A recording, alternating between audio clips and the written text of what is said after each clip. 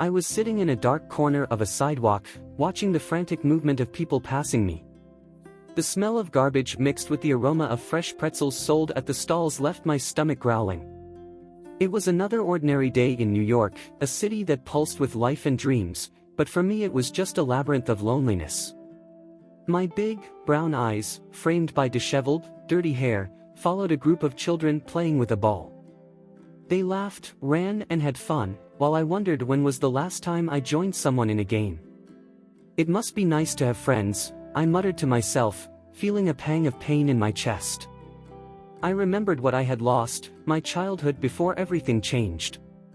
"Timmy, don't think about that," he said out loud, as if he could keep the bad thoughts away. I got up and decided it was time to find something to eat. The day was cloudy, but that didn't stop me from walking the streets. I knew a few holes and corners where I might find crumbs or, if I was lucky, something more substantial. As I moved stealthily along the sidewalk, something flashed in front of me. It was a watch. A luxury watch. It was lying there, as if it had been forgotten by someone who no longer cared. I hesitated. The watch looked expensive, beyond what I could have imagined. I can sell it and get good money, I thought for a moment. But at the same time, a voice inside me whispered that giving back was right. If someone lost, they must be worried, I reflected. What would I do if I were in the shoes of the person who lost something so valuable? The right thing to do was to return it. With a deep sigh, I carefully picked up the watch. It was shiny and clean, as if it had just been left there for a moment. I looked around, but no one seemed to notice.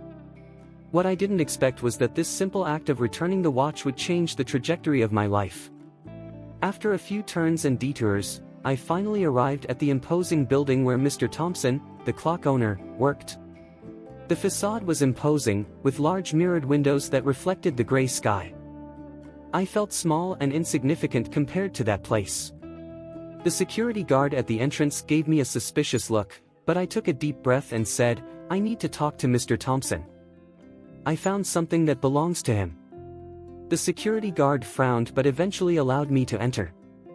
The office interior was opulent, with dark wood furniture and artwork on the walls. My bare feet made little noise on the polished floor, but my presence seemed out of tune with that environment. I was just a homeless kid, and there was a world that didn't belong to me. When I walked into Mr. Thompson's office, he was on the phone. I looked around, nervous and anxious. The watch glowed in my hand, and I felt my heart beating fast. After a few minutes, he hung up and saw me. His look was one of surprise. "Who are you, boy?" he asked, his voice firm but not hostile. I found this on the street," I replied, reaching out to hand over the watch. "It's yours." He picked up the watch and looked at it with a face that mixed relief and disbelief. "Oh my God. I thought I would never see that again," he said, looking at me with new eyes. "Why didn't you stay? Come in, please." I hesitated, but curiosity got the better of me. Entering a world of luxury and comfort seemed like an opportunity one couldn't pass up. And so, with a slight tremor of nervousness, I walked into Mr. Thompson's office, with the expectation that maybe, just maybe, this simple day could turn into something extraordinary. Upon entering Mr. Thompson's office, I was immediately enveloped by an air of sophistication that made me feel small. The soft light reflected off the dark wooden furniture and walls adorned with paintings of luxurious landscapes. The aroma of fresh coffee wafted through the air as the businessman watched me with an expression of curiosity. "You must be the boy who found my watch," he said, smiling warmly. "What's your name?" "Timmy," I replied, trying to keep my voice steady despite the nervousness that consumed me. He gestured for me to sit in a comfortable chair and, to my surprise, began preparing a snack. "Do you like cookies?" he asked, as he picked up a box full of delicious treats. "They're made by my mom. She always makes a batch when I'm working hard." "Yes, thank you," I murmured, accepting a cookie. The flavor was incredible, sweet and melting in your mouth. As I chewed, I decided I needed to take advantage of the opportunity to talk to him. "Do you know much about watches?" Mr. Thompson asked, raising an eyebrow. Looks like you have a trained eye. I just like learning about things, I replied, trying not to sound too interested. But this watch is really beautiful. It looks very valuable. Yeah, it's a rare model, he said, looking at the object as if remembering special moments. I lost it at a party. I was very worried, not just because of its value, but because of what it means to me. Represent? I asked, intrigued. What could a simple watch mean to someone like him? Yes. He was a gift from a very special person, Mr. Thompson said, the tone of his voice changing slightly. You know, Timmy, sometimes objects can carry stories and feelings that go beyond what we can see. As he spoke, something inside me began to stir. There was an inexplicable connection between us, as if we were linked by some invisible force. I decided to be bolder. Do you mind telling me more about this person? I asked, feeling a growing curiosity. Sure, Timmy, he replied, looking at the clock again. It was my wife. We went through difficult times, but we always supported each other. This watch was a symbol of our love. Do you still love her? The question slipped from my lips before I could think twice. Yes, he said, with a distant look. Even after everything, true love never disappears. Sometimes life takes us down different paths, but the memories remain. The conversation flowed unexpectedly, as if we had much more in common than I could have imagined. As we spoke, I realized that the loneliness I felt on the streets was not so absolute. Here, with Mr. Thompson, there was a space for someone like me. Have you ever had someone like that, Timmy? He asked, pulling me back to reality. No, not that I remember, I said, feeling the familiar ache of longing. I only have my mother, but I don't know where she is. Sometimes families break up for reasons we can't understand, he commented softly. But that doesn't mean love doesn't exist. It can be hidden in places we don't imagine. His words echoed in my mind, and I knew there was more to this conversation. An impulse led me to look around the office, and, in a corner of the desk, something caught my attention. A photo album, leaning against the edge, seemed to beckon me. The desire to open that album was almost uncontrollable. Can I look at your photos? I asked, hesitantly. Sure, feel free, he replied, smiling. But before I could get up, curiosity and anxiety were rising in me. What else could I discover? I got up carefully and went to the table. The album cover was made of aged leather, and upon opening it, I was greeted by a wave of images from the past. Several photos of a blonde woman with a radiant smile caught my attention. As I looked closer, my heart skipped a beat. She was identical to the woman I had in my memory, the only image I kept of my mother. Confusion took over me, but I didn't have the courage to ask anything. What did this mean?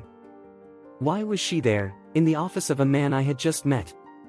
The mind was buzzing with unanswered questions while time seemed to stop. At that moment, everything blended into a sense of hope and despair. The streets of New York felt colder than ever that day. I walked down the sidewalk, with the weight of the luxury watch in my backpack and the image of Mr. Thompson still fresh in my mind. I couldn't stop thinking about the man who, even without knowing me, seemed to have an inexplicable connection to me. He was kind, but there was something more, a depth in his eyes that made me uneasy. I felt like he was watching me in a way I didn't understand. Timmy, you can't be like this, I muttered to myself, trying to shake the thoughts away. You have one life to live. But the truth is, I didn't have a life. I lived on the streets, sleeping wherever I could and doing the best I could to survive. Still, the thought of Mr. Thompson and his rich, opportunity-filled life made me uneasy. That night, as I settled into a corner of the street, I decided I needed to know more about him. What exactly made a man like Mr. Thompson a famous philanthropist? What motivated you? I grabbed a piece of paper and a pen I got from a junk collector and started writing. Mr. Thompson, businessman, philanthropist, what else? I was doodling, but I wasn't sure where to start. After all, I didn't have access to newspapers or the internet. But, Just like I've always done in life, I decided to improvise. The next day, I did what I had to do. I went to one of the nearest shelters, where I knew I could find some people who could help me. The shelter was a noisy place, full of voices and nervous laughter. I soon spotted Jake, a childhood friend I hadn't seen in years. He was sitting at a table, with a plate of food in front of him and a lost look. "Hey, Timmy." He smiled when he saw me. "You are alive." I thought it was gone. "It was out there, you know," I replied, trying to hide the truth. Recently, I had felt more lost than ever. "And you? How are you here?" "Ah, shelter life is like a roller coaster," Jake laughed nervously. "But at least it's better than sleeping on the street." "What have you been doing?" "I found a luxury watch," he said, hesitating. "And I returned it to a businessman, Mr. Thompson." "Mr. Thompson?" Jake was intrigued. "The guy who makes those huge donations? What are you doing with him?" "I don't know. I mean, I just returned the watch, but something about it caught my attention. I think he might know things I don't." Jake looked at me thoughtfully. "Timmy, you should approach him again. He can help you. You deserve better than this here." "Yeah, maybe," I replied, but the doubt still consumed me. What would I say to him? How would I explain that, even though I lived on the streets, I felt there was something more in me, something that connected my life to his? After we talked for a while, I decided Jake was right. I needed to go back to Mr. Thompson's office and find out more. The problem was, when I got there, I found the office door closed. A receptionist, with a professional look, informed me that the businessman had been hospitalized due to a collapse. "Collapse?" I repeated, feeling my heart speed up. "Is he okay?" "I don't know, kid. But you can't enter. You need to leave," the receptionist replied, without much patience. I felt despair growing inside me. I didn't know Mr. Thompson deeply, but the idea that something might have happened to him made me panic. "I need to see him." I gave him his watch back. "He needs to know I'm here." "Sorry, that's not possible," said the man, already turning his back. I stood there, not knowing what to do. Life on the streets seemed so insignificant compared to the concern she felt for Mr. Thompson. I didn't know if it was crazy or if there was really something that connected us, but I needed to do something. I couldn't sit still and wait. The urgency was within me, and a new determination began to grow. I needed to act. The hospital had a peculiar smell, a mix of disinfectant and something I couldn't identify. Upon entering Mr. Thompson's room, my heart quickened. He was lying in bed, unconscious, with tubes and wires connected to him. What was I doing there? It was an impulse that had led me to that place, but now I felt completely out of place. The walls were white, clean, but cold, and the only sound that filled the room was the continuous beeping of a machine. I looked around and, on a bedside table, I saw the photo album that I had already seen in his office. The object seemed to shine in the dim light of the room. Without thinking twice, I picked it up and started leafing through it. The pages were yellowed, but the images were still clear. One in particular caught my attention, a wedding ceremony. The sun was shining brightly that afternoon, and the woman standing next to Mr. Thompson was beautiful, with long, curly hair. What stopped me was realizing that this woman looked a lot like my mother. A chill ran down my spine, and I wondered if this was a coincidence or if there was something deeper to the connection. "It can't be," I muttered to myself as I looked at the smiling face of the woman in the photo. Pain and confusion mixed in my chest. I always thought my mother was dead, and now I found myself faced with possible proof that she still existed, that there was a life I didn't know about. That's when I heard movement in the bed. Mr. Thompson was beginning to wake up, his heavy eyes slowly opened, and when he saw me, an expression of surprise crossed his face. He tried to sit up, but weakness prevented him. "Timmy?" he asked, his voice hoarse and full of disbelief. "And you?" "Yes, it's me," I replied, hesitantly. What should I say? how to explain everything I was feeling. You gave my watch back," he said, trying to remember. "And now it's here. Are you my son?" The question hit me like a punch in the gut. I was paralyzed, not knowing how to react. I felt a whirlwind of emotions, a mixture of confusion, anger, and a small ray of hope. "I don't know what you're talking about," I managed to mutter. "I was never your son. My mother, she's not here." He closed his eyes for a moment, as if trying to put together the pieces of a puzzle that had been taken from him. "Timmy, I need to tell you the truth. Your mother and we loved each other. But things have changed. There were enemies, people who wanted to separate us, to separate." "Why?" Anger began to well up inside me. How could he talk about love and separation, while I spent days and nights on the streets, not knowing if my mother was dead or alive? "I never wanted you to live like this, away from me. I looked for you. I didn't know where they were. After the separation, everything became a nightmare," he said, his voice breaking. "But my mother, she never talked about you." "You never told me anything," I replied, trying to understand the confusion that was forming in my mind. "She was scared, Timmy. Afraid that they could harm you." "I couldn't protect them," he replied, with tears in his eyes. "I didn't know you were around. I never gave up looking for them." The weight of his words crushed me. The anger he felt began to mix with a genuine feeling of compassion. The man before me, even in his weakness, looked truly remorseful. He was not just a wealthy businessman, but a father who had lost his family in ways I couldn't imagine. "If you're really my father," I said, feeling my voice crack, "why didn't you do more to find us? Why didn't you fight for me and her?" He lowered his head, a gesture of defeat. "I didn't know how, Timmy. The business world is cruel, and when you are forced to make choices, sometimes you lose what you love most." I felt lost. The answers I was looking for were there, but they were still nebulous. The hospital light seemed brighter now, as if everything was about to reveal itself. "Timmy, I promise that if you let me, I will do everything I can to help you find your mother. I don't want you to grow up without a family," he said, his voice full of sincerity. What should I do?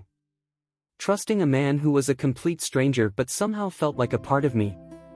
Doubt boiled in my chest, but hope, for the first time, was beginning to form. The possibility of a fresh start, of a search for truth, seemed to me like a tenuous thread, but real. I didn't know what the future held, but a new path was before me. The hospital light was cold and impersonal, but I was so absorbed in my conversation with Mr. Thompson that I almost didn't notice. His voice trembled as he told me about my mother, a woman I had lost forever in my mind, but who was now once again a living name in my heart. "Timmy," he began, looking into my eyes, "your mother is not dead. She had to leave me to protect you. There were things in my past that were dangerous, and she didn't want you to be a part of that." "Dangerous? What things? Why hasn't anyone ever told me anything?" Anger and confusion bubbled inside me. I always believed that she had left me, that she didn't want anything to do with me. "Did you know where she was? Why didn't you bring her back?" Mr. Thompson sighed, his face marked with pain and remorse. "I looked for you too for years. After the separation, his mother disappeared. She was scared, Timmy. Afraid that I wouldn't be able to protect her, you. There was a business rival who would stop at nothing to get revenge on me. The last thing I wanted was for anything to happen to you." I felt a storm of emotions. Anger, pain, but also a ray of hope. "Is she alive?" My voice came out almost to a whisper. "Yes," he stated, with a twinkle in his eye. "I'm sure she's still out there. But you have to understand, Timmy, that she did what she thought was best. She never stopped loving you." His words echoed in my head, and I struggled to process them. How could I reconcile the image of my mother, a distant, almost mythical shadow, with the real woman who, he said, had made difficult decisions to protect me? On the other hand, I felt like there was a new piece in the puzzle of my life, a foundation on which I could build something. What if I didn't want to look for her? What if I didn't want to know all this? I said, trying to maintain a facade of indifference, but the truth was that my heart was beating fast. Timmy, he said, leaning forward, it doesn't matter what you decide. What matters is that you have the chance to know your story, to understand who you really are. You're not just a kid lost on the streets. You are part of a family that cares about you, even if the circumstances were difficult. His words hit me like a wave. I wasn't just a homeless kid. I had a story, a past that connected me to something bigger. As I fought back tears, a new determination began to grow within me. I want to find her, I declared, voice firm, as if that were the only right thing to do. I want to know the truth. I want to know why she left and how I can bring her back. Then let's do this together, Mr. Thompson said, and for the first time I saw a sincere smile on his face. I'll help you find your mother, and we'll do it the right way. You're not alone, Timmy. As I walked out of the hospital, the weight on my back felt a little lighter. With Jake by my side, I felt like I could take on the world. The first step would be to find out more about my mother, and I knew I needed to act quickly. Come on, man, Jake said when he saw me leaving. What did you discover? She's alive, Jake. She broke away from him to protect me. And now, I want to find her. This is amazing! Jake exclaimed, his enthusiasm was infectious. Where are you going to start? I looked at the horizon, where the city lights twinkled like stars. I don't know yet, but I'll find out. We have to look for clues, anything that could lead us to her. I'm with you, Timmy. Let's do this together, he replied, and in that moment, I realized that not only was I searching for my mother, but also for a place where I belonged. Hope began to blossom in my heart, and for the first time, I believed that I could find not only my mother, but also a new beginning. I was nervous as I walked towards the antique store. The smell of aged wood and dust filled the air, and each step felt heavier than the last.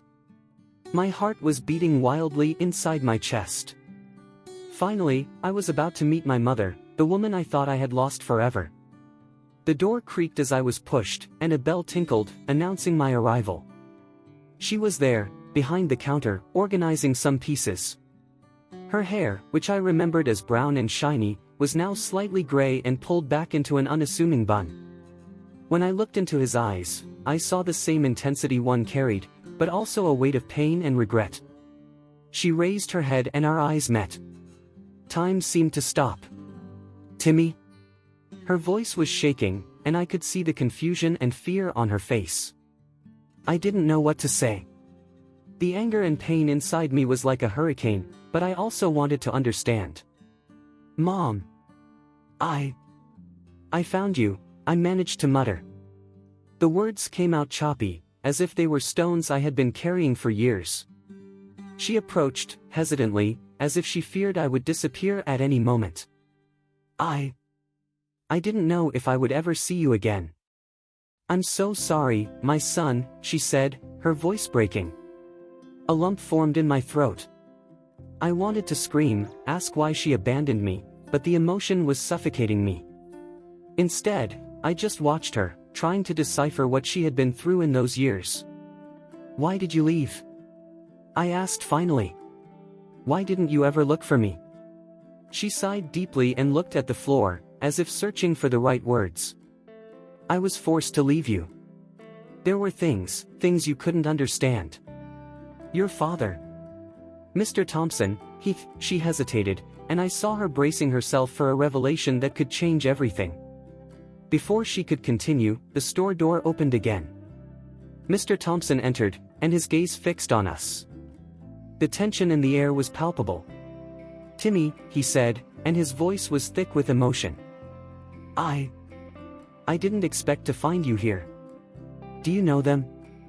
My mother asked, disbelief written all over her face. I was confused too, but something inside me already knew that their lives were intertwined in ways that neither they, nor I, fully understood.